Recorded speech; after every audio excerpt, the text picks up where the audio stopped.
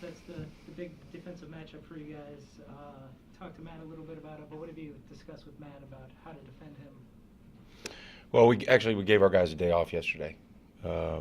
It's been a grueling stretch for us, and so we had to give them a day to catch up with schoolwork and get a day of rest and catch up with some recovery. So we'll start diving into the Badgers today, but obviously our guys know them. They know Ethan Happ's as good a center, if not the best center in the United States. He does so many things for their team. He's got great experience, even though he's a junior. You know, he's been there 4 years. He's been a part of a lot of winning.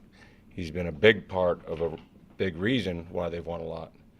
And so, you know, I'm not sure we'll play another center that's as good or as unique as Ethan Happ. And then, sorry. Go ahead. Yeah, with a rivalry game as big as this, obviously the players have a lot personally invested in it. How do you keep them from getting too in their own heads? How do you kind of keep them level? You know, we try to focus on preparation, and hopefully the environment and, you know, the intensity of the game will bring out the best in you. We've had some guys who've played in rivalry games, but most of our team hasn't. So, you know, you try to treat every game like a big game. And, you know, hopefully the atmosphere, the crowd, all that stuff will make us better. But I'm not sure what to expect from our team because the majority of this team has never been in a game like this, you know, so-called rivalry game. Along the same lines, are three freshmen. This is their first true road game. Is that something you need to discuss with them? No, I mean, I think playing as a competitor is nothing better than getting a road win. And so for me, you know, those things are positive. Like those things are things that you want to try to attain and learn to enjoy doing. So, you know, I don't want to make too much of a big, you know, we don't talk about rivalry or road game or let's just this ball goes up. Let's try to let's have a good game plan. Try to execute it. And now that Greg has been in the starting lineup a few games, how have you really seen him mesh in defensively, and how do you expect that to translate into Saturday? Oh, Greg's a good player, whether he's starting or whether he's coming off the bench. I mean, defensively, I think he leads us in deflections. You know, he's got a real knack for blocking shots. He gets his hands on a lot of balls. His length presents some problems for other teams' perimeter players, especially because, you know, we're not real long. So he's different than when some of the other guys are guarding him. So Greg's been a real good player for us. You know, he's battling an injury, and he never complains one bit. He's going to be a good player. Seems like one of the things Markus Howard's added to his game is the right-handed floater. That seems like a lot harder to block, and the release seems much better than last year. Is that something that you and the staff have been working with him on over the summer, and how do you think he's progressed on that shot? Well, I think Markus has improved greatly as a player, and that's one of the areas he has. He's gotten the ball into the paint. He's not getting too deep on his penetration. He's keeping his feet. The floater's been a great addition, but I think a lot of that is because he's not getting too deep.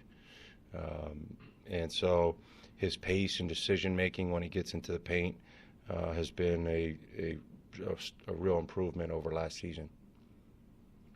Steve, is it dangerous to get into the trap of thinking that it's going to be Ethan Happ on the inside versus with what Markus has done lately, that it's going to be your perimeter shooting versus their inside game? Is that dangerous to think that way? I mean, we're not going to think that way. It's not dangerous for us because that's not how we approach it. I mean, I think some people could probably look at it like that, but you know, it's always Marquette versus Wisconsin. It's never player versus player, coach versus coach. It's one team and one program versus another team and another program. And I'm sure Wisconsin has things that they're going to want to do against us on both ends of the floor, and we're going to have things that we're going to try to prepare our team to do against them. And whoever does that better on a given day will win the game. And you know, these games, they're always high energy, they're intensity. But look, if you're a competitor, that's what you want. You want to play in front of a dead building? No, you don't. You want to play in front of a crowd that gets after it and is rooting against you, and try to see if you can handle yourself in that type of environment. And then also some bragging rights with recruiting. I mean, oftentimes targeting many of the same recruits. How nice is it to be able to say, obviously without any specifics, but to be able to say, hey, look, I mean, at this game here. Yeah, I mean, if a kid's going to make a decision based on one game, that's a real shallow pond to make a recruiting decision. And so hopefully it doesn't come down to that. Hopefully it comes down to years and years of relationship building, of sharing a vision, of belief in one another. I think sometimes we try to simplify things too much, It just, kid's not going to choose a school because Marquette beat Wisconsin or Wisconsin beats Marquette. And then in general, do you think Marquette and Wisconsin, that rivalry translates into recruiting? In what way? In terms of, when you're trying to get players, whether it's Joey Hauser in the past, whether that's other players. Yeah, it's a great rivalry. I think it's a rivalry that's recognized throughout the country. You have two tradition-rich programs. Two programs that do it the right way. Kids want to be a part of games like this. So in that respect, to have this game on the schedule every year is a real positive. And Steve, how do you describe the run that Markus is on with the 96 points in 3 games? And it's not like he's just shooting to shoot. He's getting his teammates involved too. What an incredible run. Yeah, and you look at the box score and it's pretty incredible what he's doing. Two things that I think about when I think of this last week for Markus. Number one, I think he's found a real voice on our team. His leadership's been phenomenal. He's constantly talking in practices and huddles, halftime, before the game. A lot of times when you find that voice, you lose yourself in competition and your natural instincts and abilities come out. And Markus has a lot of natural instincts and abilities. And the second thing, I think his decision-making continues to improve. Doesn't mean he's doing everything right, but he's making the percentage of poor decisions are way down. And it's reflected in him driving into the paint and keeping his feet and shooting the floater instead of getting too deep and getting a shot blocked or getting knocked to the floor and not getting a foul call. It's him passing up a contested shot or using a shot fake to get a more open shot. It's him waiting for a screen instead of being so anxious to come and get a shot that he actually allows a teammate to free him up. And when he's freed up, he's going to hit good shots. So, the numbers obviously are impressive. And look, I'm excited if he continues to do that. But the growth in his game is the things that I'm most pleased about. Have you seen anything different out of Wisconsin this year that has led to their struggles so far? Yeah, I think you got to be really, really careful. They lost a lot. I think people sometimes they lost a lot. They've played a hell of a schedule, and they're young. So when those three things come together, you're probably not going to win as many games as a team that did before that won 115 over 4 years. So, really, again, I think people are always trying to look for something. It's pretty simple. But I'll tell you this, they have a hell of a coach. They have a kid who's as good a center as anyone in the country. And their young kids are getting better and are good players. And at the end of the day, in this type of game, none of that stuff matters anyway, because you throw the records out the window and anybody's got a chance to win. My first year here, we weren't very good.